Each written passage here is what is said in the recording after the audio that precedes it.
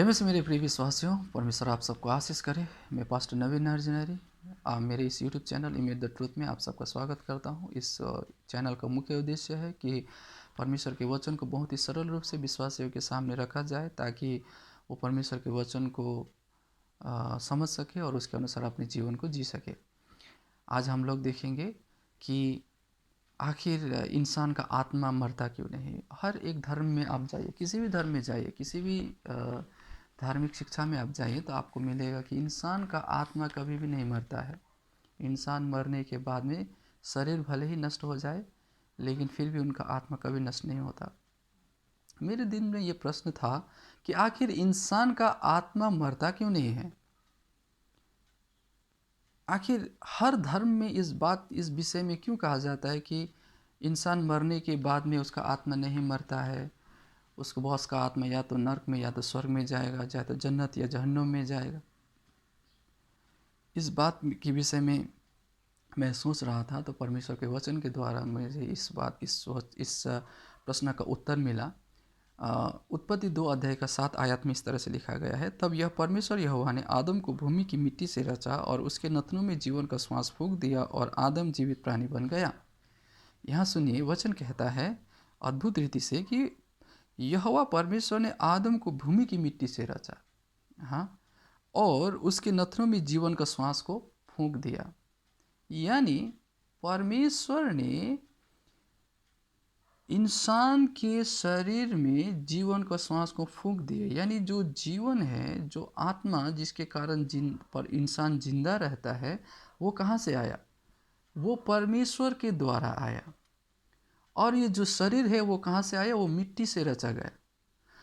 तो ये जो आत्मा है ये परमेश्वर के द्वारा आया है, और परमेश्वर कभी भी नहीं मरता है। परमेश्वर जिंदा है, परमेश्वर अमर है, और ये आत्मा जो है वो उस अमर परमेश्वर के द्वारा हमारे शरीर में आया, यानी इंसान में दिया गया या इंसान के ऊपर डाला गया। तो शरीर तो मिट्टी से रचा, इसलिए वो नष्ट हो जाता है, लेकिन जो आत्मा है जिसके द्वारा हम जिंदा रहते हैं वो है परमेश्वर के द्वारा आया हुआ। तो परमेश्वर अमर होने के कारण वो आत्मा भी अमर है और वो कभी भी नहीं मरता है।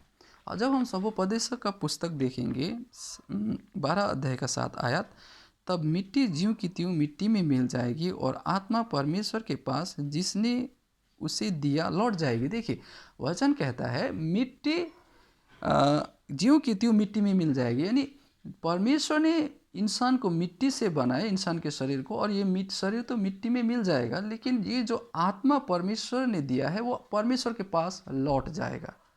यानी जो आत्मा है वो परमेश्वर ने हमें दिया है, और वो आत्मा अमर परमेश्वर के द्वारा आया है, इसलिए हमारा आत्मा भी अमर है।